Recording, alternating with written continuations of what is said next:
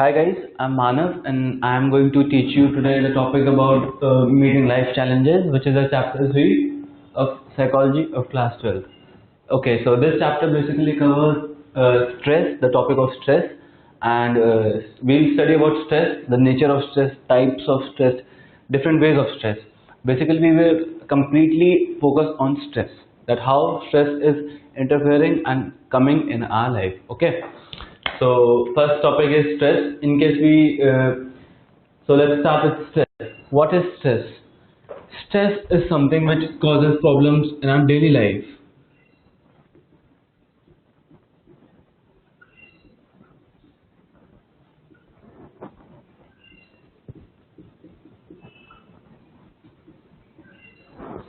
Like anxiety, stress, depression, these are all part of stress. Stress वो है जो हमारी ज़िंदगी में हमें एक चीज़ में प्रॉब्लम करता है. स्ट्रेस वो है जिस चीज़ से हम फोकस नहीं कर पाते. स्ट्रेस जो हमारी एंग्जाइटी है, जो हमारे माइंड पे, जो हमारे फिजिकली, स्ट्रेस कई तरीके के होते हैं, फिजिकली भी होता है, माइंड भी होता है.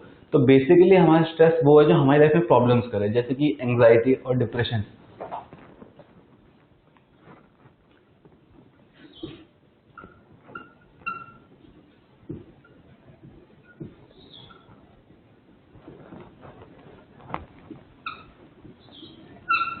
एंग्जाइटी और डिप्रेशन, ये हमारे दो टाइप ऑफ मेन स्ट्रेस है. स्ट्रेस लाइफ में तब होता है जब हमारी लाइफ में प्रॉब्लम्स आती हैं. स्ट्रेस बेसिकली हमारे माइंड से शुरू होता है और हमारी बॉडी तक कंट्रोल करता है.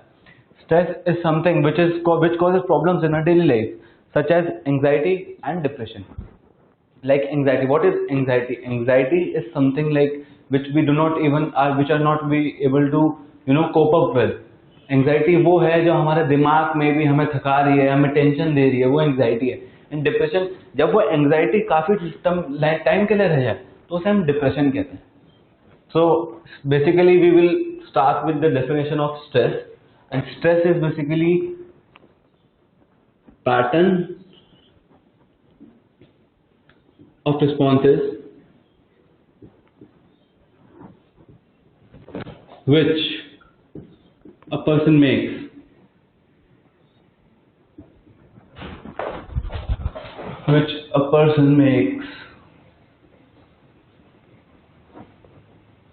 to an event.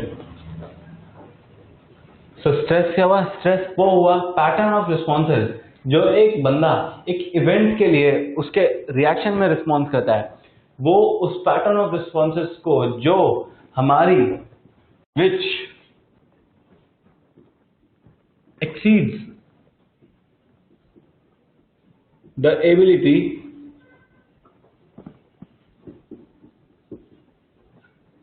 to cope and disturbs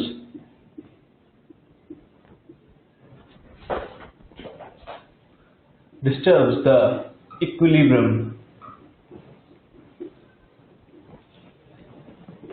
so stress वो है जो पैटर्न ऑफ रिस्पॉन्सेज जो एक इंसान एक इवेंट के अगेंस्ट करता है, जो हमारी एबिलिटी टू कोप को एक्सीड कर जाता है. मतलब हम अब उस चीज से कोप नहीं कर पा रहे, वो हमारी एबिलिटी को एक्सीड कर जाता है और हमारे इक्विलिब्रियम को डिस्टर्ब करता है. ठीक है, तो हमारा इक्विलिब्रियम कब होता है? जब हमारी सारी चीजें ठीक होती हैं. इक्विलिब्रियम मीन्स इक्वल, मतलब कि we are equal with the problems and solutions.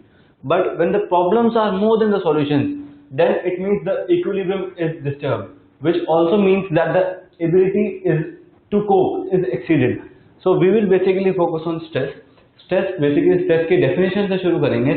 Stress होता है pattern of responses which a person makes to an event which exceeds the ability to cope and disturbs the equilibrium. तो अब हमारे पास दो तरीके का स्ट्रेस होता है. Okay, first is EU stress.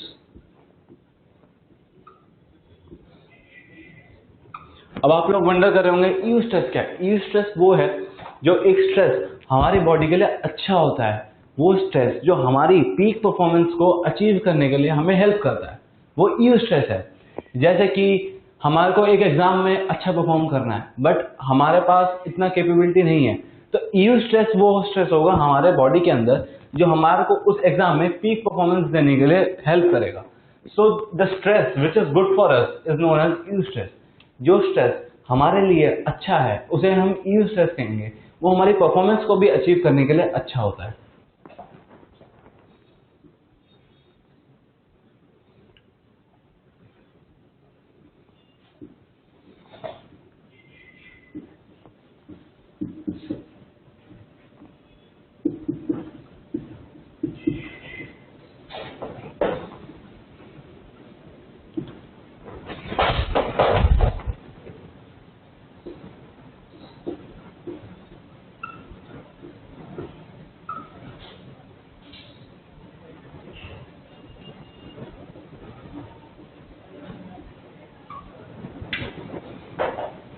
So stress which helps in achieving us our peak performance and basically which is good for us is known as eustress.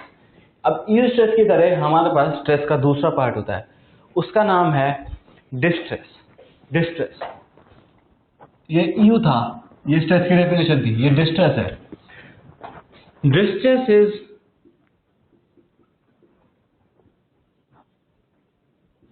इस eustress का अपोजिट.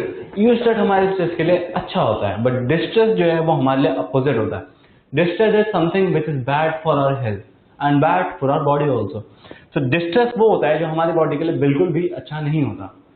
डिस्ट्रेस वो जो तुम्हारी परफॉर्मेंस को नहीं achieve कर पाता था. जो डिस्ट्रेस वो है which never helps you achieving your goal. Distress is something which is disturbing your daily routine and your daily life. So distress जो है, stress which is basically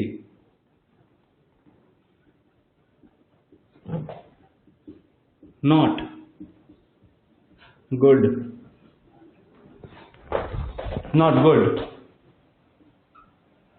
for our health.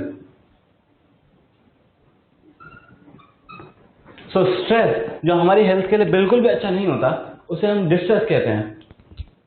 Distress वो stress जो हमारी health के लिए बिल्कुल भी अच्छा नहीं है. जो ये स्ट्रेस है वो हमारी हेल्थ के लिए भी अच्छा होता है. डिस्ट्रेस में distress always leads to bad performance.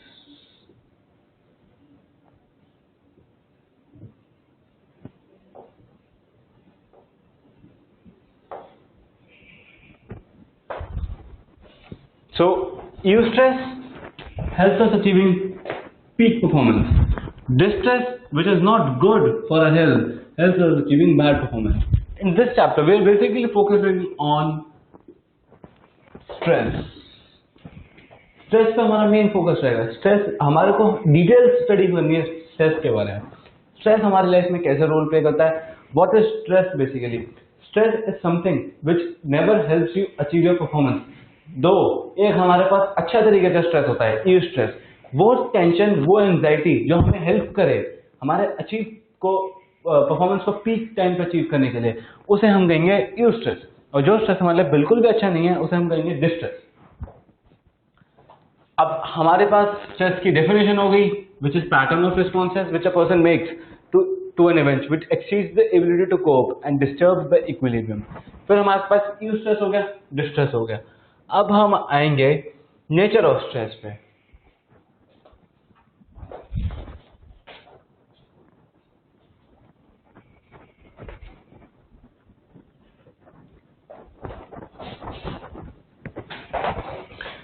Nature of stress.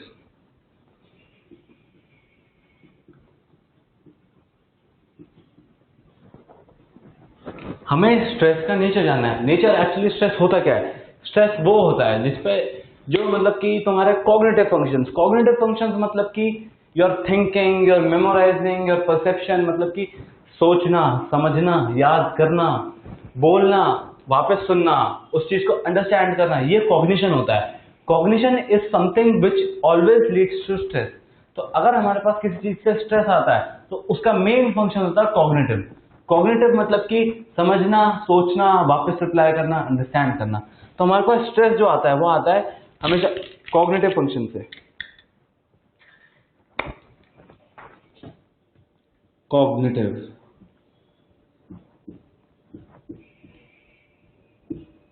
और कॉग्निटिव का मतलब क्या होता है हमारे लिए? कॉग्निटिव का मतलब है हमारे लिए बिल्कुल सिर्फ एक ही चीज पे। कॉग्निटिव मतलब कि अंडरस्टैंडिंग,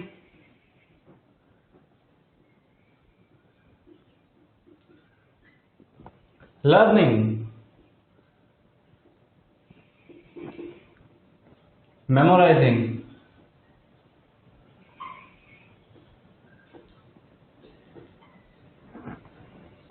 और परसेप्चुअलाइजिंग। Perception, listening. तो हमारे लिए स्ट्रेस का नेचर जो होता है वो हमेशा हमारे लिए कॉग्निटिव से आता है। कॉग्निटिव बेसिकली मतलब दिमाग, सिर्फ दिमाग का केस। कॉग्निटिव मतलब दिमाग के फंक्शन। हमारा दिमाग क्या करता है? हमारा दिमाग अंडरस्टैंड करता है, हमारा दिमाग लर्न करता है, हमारा दिमाग मेमोराइज करता है, हमारा दिमाग परसेप्शन, परसेप्शन मतलब सुनना, किसी चीज को अपने तरीके में समझना। लिसनिंग, हमारा दिमाग सुनता है। ये सब कॉग्निटिव फंक्शन नेचर का जो होता है वो कॉग्निटिव से आते हैं। और cognitive function always leads to stress. तो हमारे पास स्ट्रेस का जो है ना मेन मतलब हमारे पास क्या आना चाहिए कि हमारे पास कॉग्निटिव से लेकर स्ट्रेस तक कैसा आता है। ये एंजाइटी, डिप्रेशन, ये सब इससे आता है, कॉग्निटिव फंक्शन से। और कॉग्निटिव फंक्शन मतलब हमारा माइंड, माइंड फोकस मतलब कॉग्निटिव फंक्शन। स्ट्रेस, ये था हमारे पास नेचर ऑफ स्ट्रेस। अब हम आएंगे strain.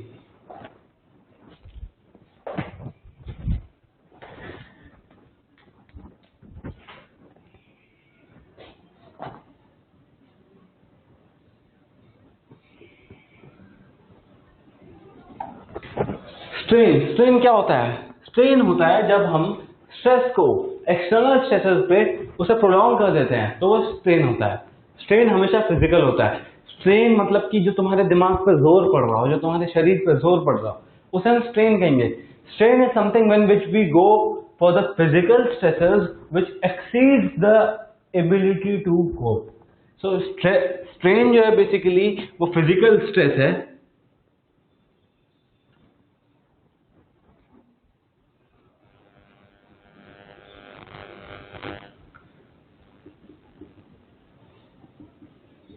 Physical stress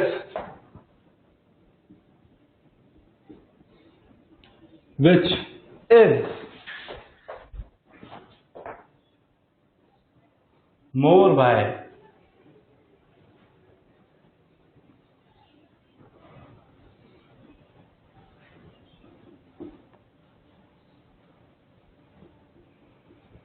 physical stressors।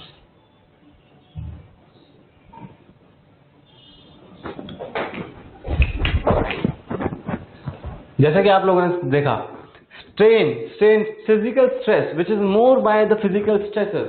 तो बेसिकली जो फिजिकल स्ट्रेसर्स होते हैं हमारी लाइफ में, और जब हम उनको एक्सीड कर जाते हैं, जब वो फिजिकल स्ट्रेसर्स जैसे कि गर्मी, पॉल्यूशन, ट्रैफिक कंजेशन, जब ये फिजिकल स्ट्रेस होता है हमारी लाइफ में और ये हमारी लाइफ में हमारी एबिलिटी से ज्यादा हमारे पे कोप कर जाता है, तो उसे हम कहते हैं strain. Strain is physical stress which is more by the physical stressors and which always leads to extra ability to cope. It always disturbs the ability to cope. तो हमारे पास स्ट्रेन जो होता है वो फिजिकल स्ट्रेस होता है which is more by the physical stress, जो हमारे पास हमारी एबिलिटी को कोप करने के लिए बिल्कुल नहीं बनता, उसे हम स्ट्रेन कहते हैं।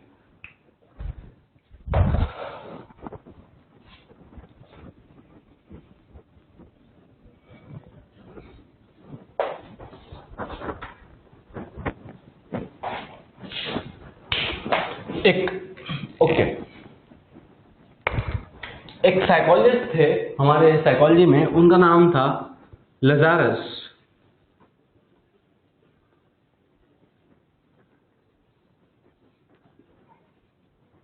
ये हमारे साइकोलॉजी में एक साइकोलॉजिस्ट थे, इनका नाम था लजारस। लजारस ने स्ट्रेस के लिए दो पार्ट्स में डिवाइड किया था, which was first primary appraisal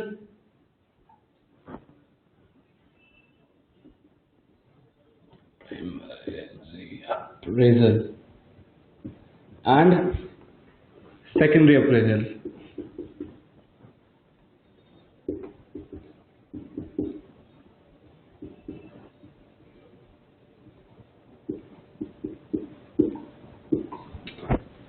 So primary appraisal वो क्या होता है? Primary appraisal is something which is, जैसे कि स्ट्रेस हमारे लिए कैसे आता है? तो स्ट्रेस, इन्होंने जो नजारत थे इन्होंने कहा था स्ट्रेस दो तरीकों से आता है, primary appraisal, secondary appraisal. Primary appraisal तब होता है जब हमारे पास कोई नया एनवायरनमेंट आता है, न्यू इन्वायरमेंट।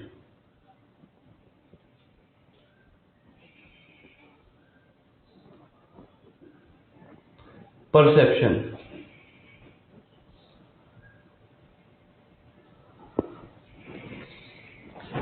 तो हमारे पास स्ट्रेस कब आता है? लजारस जी ने कहा कि स्ट्रेस होता है प्राइमरी अप्रेजल और सेकेंडरी अप्रेजल से। तो प्राइमरी अप्रेजल क्या होता है? प्राइमरी अप्रेजल होता है कि जैसे हमारे पास कोई एक नया एनवायरनमेंट आया, सपोज कि हम शिफ्ट हुए, एक दिल्ली से बैंगलोर शिफ्ट हुए, तो हमारे पास बैंगलोर में जो हमारा नया एनवायरनमेंट होगा, आसपास के लोग होंगे, आसपास की सराउंडिंग्स होंगी, वो हमारे लिए एक नया एनवायरनमेंट होगा। तो जब हम उसे फेस करेंगे नए एनवायरनमेंट को और उसे परसेप्शन करेंगे उस चीज का, जैसे कि हमारे पास ये है, perception of the new environment is primary appraisal. तो जब हमारे पास नया एनवायरनमेंट आएगा और हम उसका परसेप्शन करेंगे तो उसे हम कहेंगे प्राइमरी अप्रेजल और न्यू एनवायरनमेंट। तो परसेप्शन तब होता है जबकि अगर हम नए एनवायरनमेंट में शिफ्ट होते हैं और वो नया एनवायरनमेंट हमारे लिए चेंज होता है, हम उस एनवायरनमेंट के बिल्कुल चेंज होते हैं, तो वो परसेप्शन होता है। एंड प्राइमरी अप्रेजल उस एनवायरनमेंट के परसेप्शन को ही कहते हैं। तो primary means which is first. तो first it is stress. Stress पहले किस चीज से कॉज होता है? पहले स्ट्रेस कॉज होता है नए एनवायरनमेंट से और नए परसेप्शन से। फिर सेकेंडरी अप्रेजल होता है। सेकेंडरी अप्रेजल होता है जब तुम अपने अंदर साइकोलॉजिकल चेंजेस लाते हो।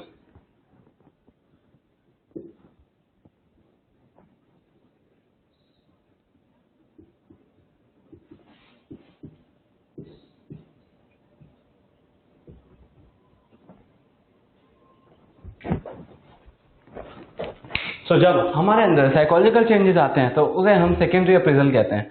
सेकेंडरी अप्रेजल तब होता है, फर्स्ट प्राइमरी अप्रेजल तो ये हो गया कि हमारे पास नया एनवायरनमेंट आया, हमने नए चेंजेस अडॉप्ट करे, हमने आसपास की सराउंडिंग को हमने अडॉप्ट किया, नए लोग आए हमने उन्हें अडॉप्ट किया, नए प्रेमिसेस आए। तो अब सेकेंडरी अप्रेजल क्या होता है कि साइकोलॉजिकल चेंजेस होते हैं हमारे माइंड में। साइकोलॉजिकल चेंजेस जैसे कि हमारे में जो सोच का फर्क आता है, हमारे में जो हमारे काम करने का तरीका आता है, वो होता है सेकेंडरी अप्रेजल। सेकेंडरी अप्रेजल हमेशा होता है किसी चीज का इंप्रेशन। इंप्रेशन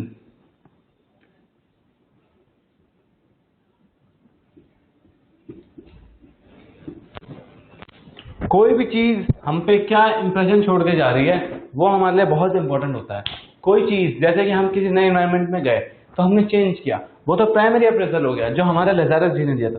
अब सेकेंडरी अप्रेजल क्या हो गया? सेकेंडरी अप्रेजल इज समथिंग जो हमारे पास साइकोलॉजिकल चेंजेस होंगे। साइकोलॉजिकल चेंजेस लाइक हमारा सोचने का तरीका, हमारा everything. So it basically depends on impression. Impression is something when we get change.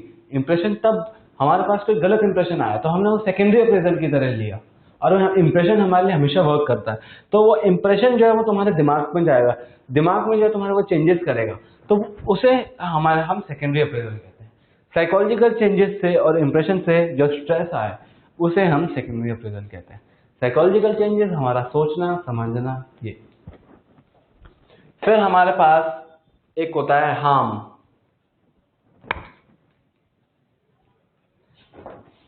Harm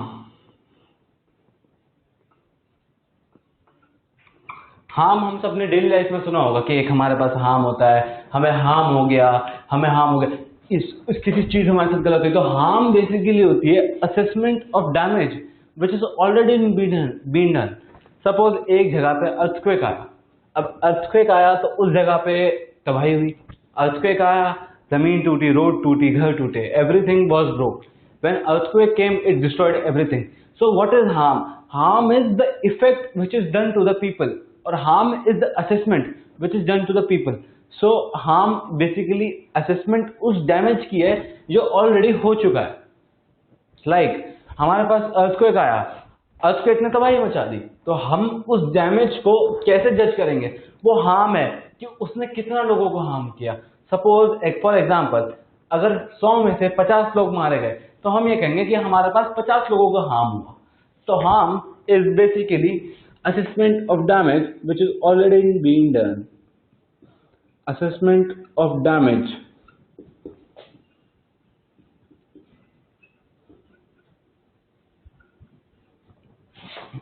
been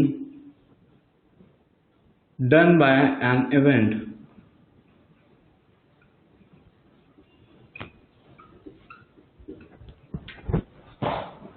तो हार्म हमारा असेसमेंट ऑफ डैमेज जो हमने ऑलरेडी कर चुके हैं उसे हम हार्म कहते हैं।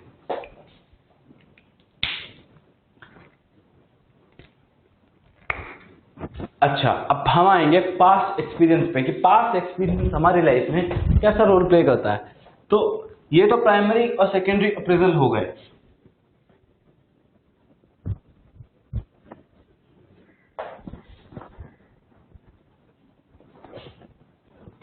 हमारी लाइफ में पास्ट एक्सपीरियंस होता है।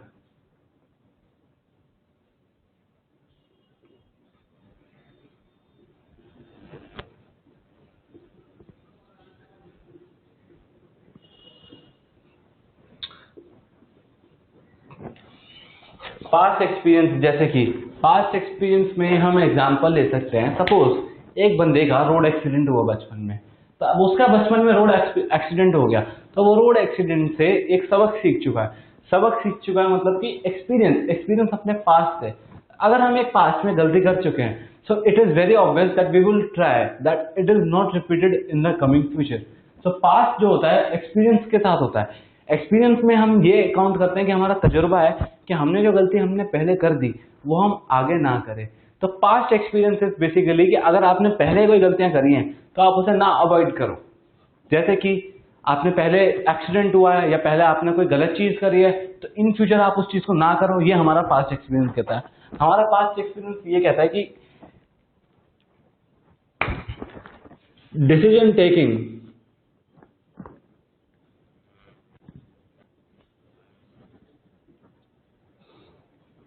with memory of past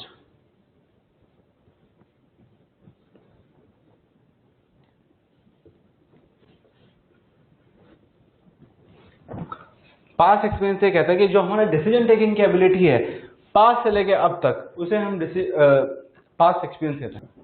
so we were at past experiences. Okay, so stress basically हमारे लिए पास्ट एक्सपीरियंस में कैसे हेल्प करता है और स्ट्रेस हमारा पास्ट एक्सपीरियंस का रोल कैसे करता है।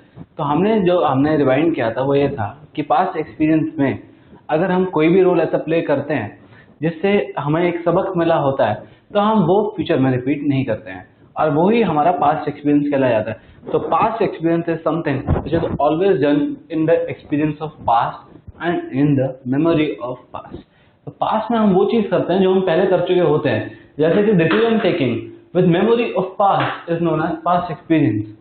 तो हमारा पास्ट एक्सपीरियंस जो था वो यही था कि हमने जो है पास्ट एक्सपीरियंस को लेके डिसीजन वो किया।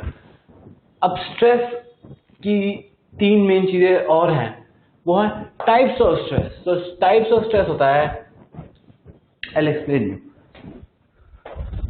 जो हमारा टाइप ऑफ स्ट्रेस होता है वो होता है फिजिकल, सोशल और साइकोलॉजिकल स्ट्रेस। सो अब हम इसे इरेज कर देते हैं पास्ट एक्सपीरियंस को जो हम ऑलरेडी कर चुके हैं, और स्ट्रेस की डेफिनेशन भी इरेज कर देते हैं।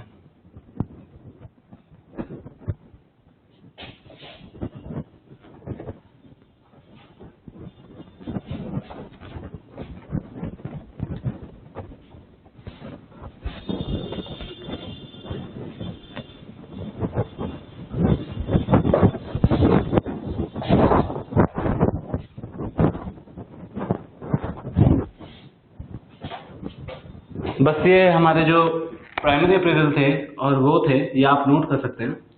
उसके अलावा तो हम क्या कहते हैं, अब नेक्स्ट टॉपिक पे आने वाले हैं, अप्रेजल। तो हमारा जो अब नेक्स्ट टॉपिक है वो है types of stress.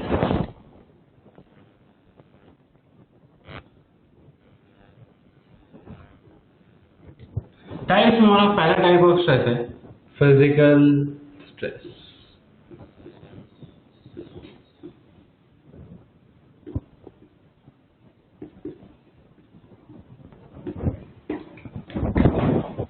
Physical stress basically वो होता है जो हमारा स्ट्रेस होता है लाइफ में। फिजिकल स्ट्रेस जो हमारे एनवायरनमेंट से आया हो, तो एनवायरनमेंट से हमारा जो स्ट्रेस आया होगा हम उसे फिजिकल स्ट्रेस देंगे। इन्वायरमेंट से मतलब कि ट्रैफिक और सराउंडिंग्स और आसपास के लोग, उनसे जो जिस टाइप का फिजिकल स्ट्रेस है, फिजिकल बेसिकली मतलब तुम्हारे आसपास से, तुम्हारे बाहर से, तो फिजिकल स्ट्रेस जो तुम्हारा स्ट्रेस बाहर से है और आसपास से है उसे हम फिजिकल स्ट्रेस कहेंगे। फिजिकल स्ट्रेस में हो सकती है कि noise and traffic and surroundings around you.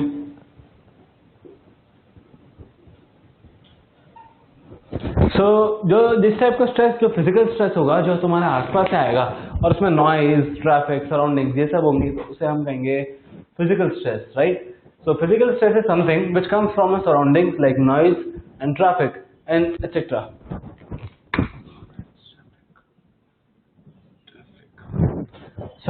जो स्ट्रेस हमारे नॉइज, ट्रैफिक, सराउंडिंग्स है उसे हम फिजिकल स्ट्रेस कहेंगे। And then comes the main part, psychological stress.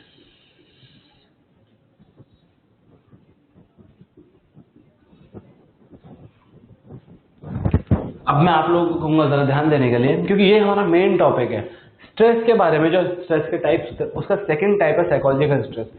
Psychological stress basically वो है जो हमारे माइंड में आता है, हमारी चीजों पे आता है, हमारी लाइफ में आता है, उसे हम साइकोलॉजिकल स्ट्रेस कहते हैं। साइकोलॉजिकल स्ट्रेस हमारे माइंड में आता है और हमारे बॉडी फंक्शनिंग में, हमारे दिमाग में जो भी हमारे कॉग्निटिव फंक्शन आता है, कॉग्निटिव फंक्शन जैसे कि मैंने समझाया था, understanding, writing, learning, memorizing, it is everything known as cognitive. So the psychological stress which comes from our mind is known as psychological stress, and psychological stress is basically, you know, the stress which is helping not in our daily life. So stress, जो stress हमारे लिए बिल्कुल भी अच्छा नहीं होता, psychological stress हमारे mind में, हम टेंशन में रहते हैं, we can not work upon it, हम बिल्कुल भी उस चीज को ध्यान नहीं दे पाते, वो हमारा साइकोलॉजिकल स्ट्रेस होता है। साइकोलॉजिकल स्ट्रेस के भी 4 पार्ट्स होते हैं, and I would like you to memorize on that. Frustration,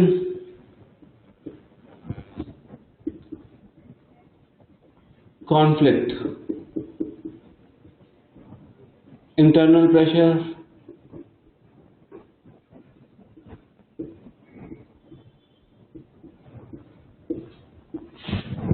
external pressure.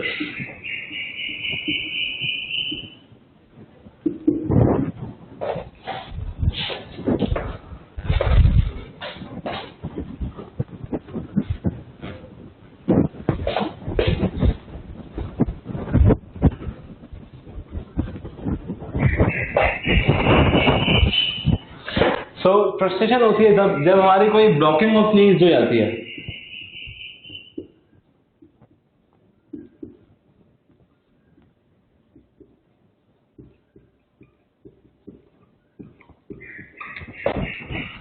So जब फ्रस्ट्रेशन साइकोलॉजिकल स्ट्रेस का पार्ट होता है, और फ्रस्ट्रेशन मतलब कि जब हमारी नीड्स ब्लॉक हो जाती है, ब्लॉक मतलब कि हम उन नीड्स को अचीव नहीं कर पाते। जैसे कि मैं आप लोगों को एक अच्छा सा एग्जांपल देता हूँ, हम किसी के घर गए, अपने घर आए गए, चलो मान लो, अगर हम अपने घर गए और हमने अपनी बेल बजाई और हम अपना दरवाजा हमारा नहीं खुल रहा है, तो हमारे को फ्रस्ट्रेशन हो जाती है कि कोई खोल क्यों नहीं रहा है दरवाजा क्यों नहीं खुल रहा है, why is the door not opening and this and that. That is frustration. हर चीज को हमें दिमाग से रिलेट करना है, हमारे दिमाग में तुरंत फ्रस्ट्रेशन आएगी कि कोई दरवाजा क्यों नहीं खोल रहा है, why is it happening like that. So frustration is basically the result of blocking of needs. तो हमारी नीड क्या थी उस केस में, दरवाजा खोलना हमारी नीड थी। तब जब हम दरवाजा नहीं खोल पा रहे तो हमारी नीड्स ब्लॉक हो गई, और जब हमारी नीड्स ब्लॉक हुई that always leads to frustration. Frustration is very bad for health. Frustration में you are anger, you are short tempered, तुम्हें गुस्सा आता है, frustration, everything is bad in frustration. Then conflicts. Conflicts is basically choosing between two options. Choosing between two options. जैसा कि एक 12th class का बच्चा है, जैसे पढ़ना भी है और खेलना भी है, तो उसके लिए कॉन्फ्लिक्ट ये है कि जब शाम का टाइम आएगा for 4 PM to 7 PM, so basically he will be wondering that what should I do? Should I just study or should I just go to play? So that is conflict. Then when you are confused between two options and you cannot choose one option, जब आपके पास 2 option हो और आप दोनों option में से एक को चूज नहीं कर पा रहे दूसरे को, बोले दूसरे को पहले के ऊपर ही चूज कर पा रहे, तो कॉन्फ्लिक्ट है, basically choosing between two options. Then internal pressure, internal pressure होता है अंदर से कोई डिमांड आपको अपने से चाहिए कि जैसे मुझे अच्छे मार्क्स लाने हैं, मुझे अच्छी जगह जाना, I need to score well, I need to perform well, मेरा मैच है, मेरे को अच्छे से खेलना है, मेरे को ज्यादा गोल मारने, मेरे को ज्यादा रन बनाने हैं, that is internal pressure. Pressure coming from with in your self is known as internal pressure. जो प्रेशर तुम्हारे अंदर से आता है, तुम्हें लगता है कि ये चीज मेरे को करनी चाहिए और ये चीज मेरे लिए बिल्कुल अच्छी है, और ये चीज ये जो चीज तुमको बिल्कुल प्रेशराइज करती है, उसे हम इंटरनल प्रेशर कहते हैं। तो internal pressure is something which is known as pressure from with in.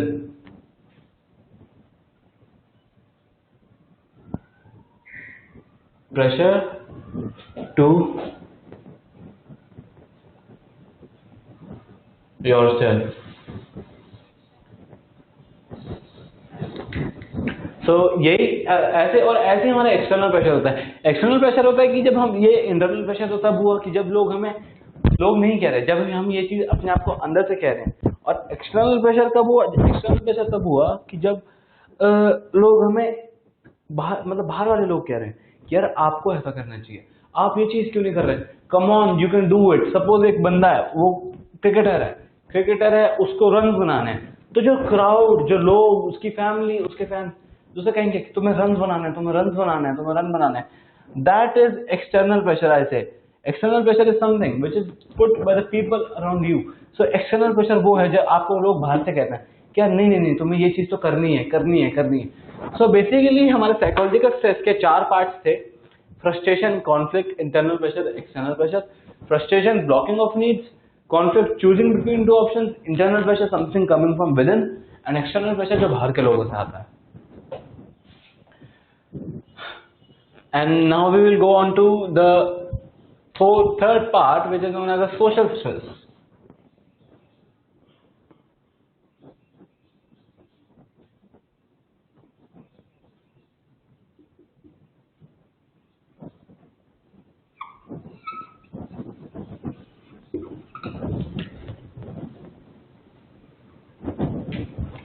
So social stress basically हमारे माइंड में कब आता है?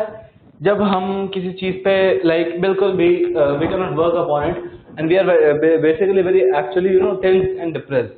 So social stress कब आता है? जब तुम्हारे बाहर के लोग ज्यादा कहने लग जाते हैं why you not doing this and that, and जो तुम्हारे नॉइज हो गई, तुम्हारे सराउंडिंग्स हो गई, ट्रैफिक हो गया, that also leads to social stress. Basically coming from people around you